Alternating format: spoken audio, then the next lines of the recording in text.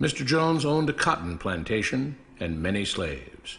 One day he was talking to the owner of the plantation next to his, and Mr. Jones was lamenting the fact that times were tough. He was having to work his slaves harder than ever, and was having trouble with some of them being disobedient or trying to run away. The other plantation owner said he knew someone who could help. Day 1. One day Mr. Jones called his slaves together so a man named Mr. Smith could talk to them. Before beginning, Mr. Smith whispered to Mr. Jones, "Whatever I say, do not contradict me or interfere, and I promise you your slave troubles will end." "My name is Mr. Smith," he said to the slaves, "and this may be the happiest day of your lives. From today forward, you will no longer be slaves, but free men." Mr. Jones was so shocked he started to step forward, but Mr. Smith gestured for him to remain silent. He did, only because the other plantation owner had spoken so highly of Mr. Smith's skills. "You are no longer the property of Mr. Jones," Mr. Smith continued. "You are free. No more would you be forced to labor for the benefit of Mr. Jones. Now you can work for yourselves." Now the slaves were all murmuring and looking at each other. Many were smiling, many were looking puzzled. "In fact, you are now free to leave the plantation whenever you want," Mr. Smith said. "However, since we are surrounded by other plantations, if you leave, some other plantation owner will likely claim you as his own the moment you set foot on his property. So I urge you not to risk your newfound freedom by doing something so foolish. Instead, I suggest that you stay here, no longer as slaves, but as willing participants and part owners of this plantation. Yes, this is now your plantation." Mr. Jones bit his tongue to keep from objecting. "For now, we might as well leave Mr. Jones in charge," said Mr. Smith, "since he is the only one with any experience at running a plantation, which is quite a complicated thing to manage. But he will no longer be your master, but just another worker on the plantation. In fact, he will now be using his organizational and management skills to serve you. Whatever problems you may have had with him before, you are now all equals, and you need each other to make this work. If we all cooperate and work together, we can all reap the benefits together. In honor of this happy occasion, I present you this new symbol of togetherness and cooperation, this flag, which shall be the emblem of the new, free Jones Plantation." He held up the new flag, but most of those listening were still too amazed to respond. "And this shall be our motto," Mr. Smith announced. "We work together as free men for our mutual benefit, pledging our allegiance to the Jones Plantation, which stands for prosperity, liberty, and justice for all. To celebrate, everyone has the rest of the day off. Enjoy your freedom, do as you please, and be back here tomorrow morning, bright and early, so that we may begin work on this great and noble new endeavor as equal free men." Finally convinced that Mr. Smith was serious, the former slaves applauded and cheered. Day 2. "We all want this plantation to do well," Mr. Smith said at the beginning of the next meeting, "so we can all share in the benefits. We all know that it takes a lot of effort to make a cotton plantation work. Just because you're all free doesn't mean you can stop working. In fact, since you're now working for yourselves, I expect you to work even harder than ever before, but now with pride and joy, knowing that you're working for yourselves. Of course, there still have to be rules. If everyone just does whatever he wants, the plantation won't produce anything. This experiment will fail, and we'll all starve. You should be thankful that Mr. Jones has agreed to stay on to lend his knowledge and skills to this endeavor, and I trust you will all do your own part to make this work. Several of you have been chosen to act as project supervisors to manage different aspects of the operation, to make sure everyone is doing his assigned job, to make sure that the rules are followed, and so on. The rest of you may head out to the fields to start your first day of work as free men." Day 3. The next morning, Mr. Smith had a grim expression on his face as the daily meeting began. "I have an unpleasant duty to do today," he said. "Yesterday, Charles was caught keeping some of the cotton he picked, presumably to sell for his own personal profit. That is against the rules. That is stealing. For that, Charles must be punished." 2 men tied Charles to the whipping post. "I take no joy in this," Mr. Smith continued, "but you must understand, if we do not maintain order, if we do not have rules that we all abide by, then the plantation will fail, and we will all suffer." The whip cracked against Charles' back. "But if we all pitch in for the common good, then we can all prosper. Being free doesn't mean you should be selfish and greedy. We must each do our assigned duties and obey the rules, and then we can all benefit, and each of you will receive your appropriate share of the profits." A young man named Samuel stepped forward. "But if you and Mr. Jones decide the rules and whip us if we disobey, how is that any different from what we had before?" "How can you say that?" Mr. Smith asked. "I'm shocked. You were a slave before, and now you're free. Things still need to be managed and organized by those best qualified to do so. Do you know how to run a plantation, Samuel?" "Well, no," he answered. "But if we're free, why do we get no say in what the rules are and how things work?" "I'm surprised at your ingratitude," Mr. Smith answered. "None of you know how a plantation is run, so you're in no position to be making decisions about how things are done here. You don't seem to appreciate all the things that Mr. Jones provides for you, from protecting you from all the outside threats that you know nothing about, those who would come here, capture and enslave you if not for Mr. Jones' protection, to making sure that you all have food and housing, tools to work with, that you're cared for when sick and injured, and so on. There wouldn't be a plantation at all, no cotton to pick, no land to plant and harvest, if not for him. You should be grateful that he's made possible the level of comfort you now have. Your lives would be far worse if not for him.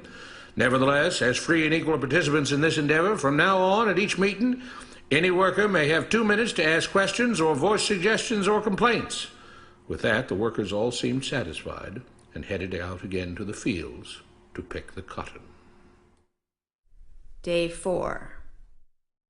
"I have a big announcement," Mr. Smith said as the daily meeting began.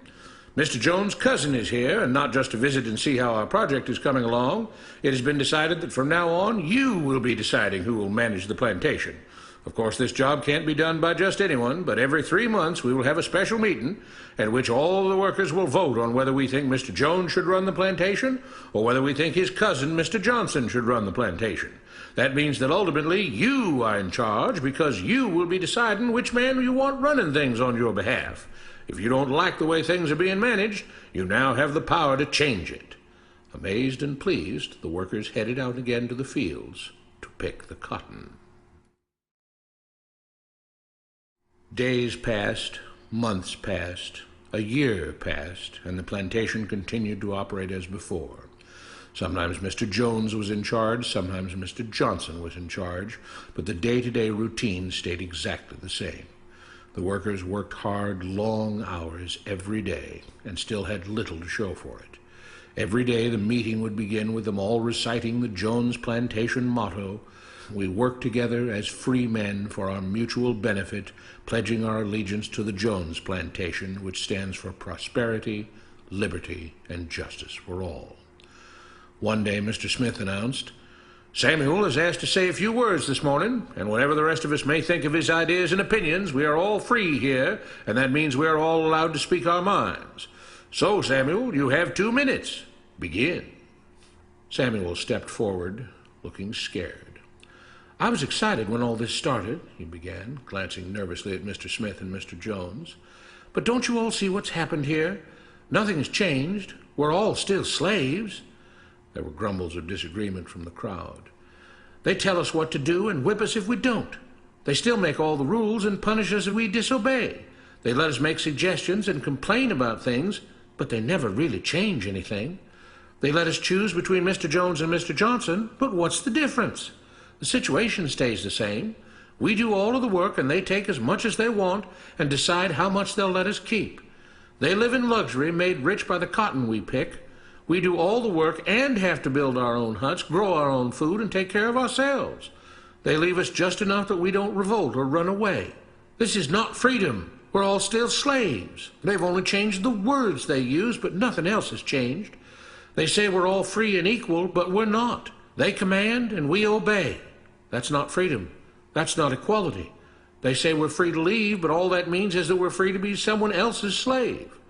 Why should we work or obey the rules? We didn't agree to this. They made the system. They forced it on us. They control and rob us and call it freedom. They've deceived you into thinking that being able to choose which slave master you'll work for is the same as being free. It's not. Open your eyes. If you keep what you produce, they call it stealing. When they take what you produce, they call it sharing and fair distribution. Can't you see that this is all? Your time is up, Samuel, Mr. Smith announced calmly. At his gesture, 2 supervisors grabbed Samuel by the arms and led him to the whipping post. "I'm sorry, Samuel, but you've broken the rules. There are rules against encouraging others not to work and encouraging others to break the rules. You're only hurting all of us with your discontentment and your complaining and your disobedience." The whip fell and Samuel let out a grunt. "Without rules, without order, all would be lost. Without law, there would be chaos. We can't just behave as wild animals, each doing whatever he pleases. We must all follow the plan and all do our duty for the betterment of everyone, and those who do not must be punished. The whip fell again, and blood flowed freely from Samuel's back. Samuel, it is you who are stealing from the others. When you don't do your assigned work, you are making more work for others. When you disobey the rules, it is you who are endangering the future of everyone else here.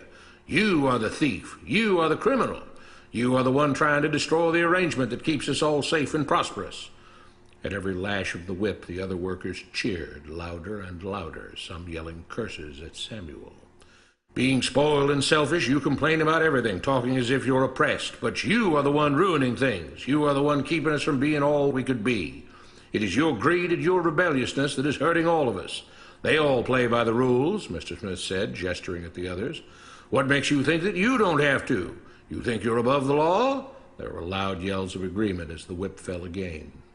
We must maintain order, Mr. Smith proclaimed, to make this plantation great, to make it so that we can all be happy and prosperous. To have the society we want, there have to be rules. We all have to contribute our fair share to this great endeavor, and we cannot tolerate actions and attitudes that seek to undermine the amazing things that together as free men we have achieved and will continue to achieve. Mr. Jones was smiling as he gave Mr. Smith a pat on the back. The crowd was cheering so loudly that none of them had noticed that Samuel had died. What you have been taught about government and politics is no more accurate or reasonable than what Mr. Smith taught the slaves. If you're ready to look through the veil of rhetoric and propaganda to see the reality beneath, get a copy of The Most Dangerous Superstition. It will change the way you see the world.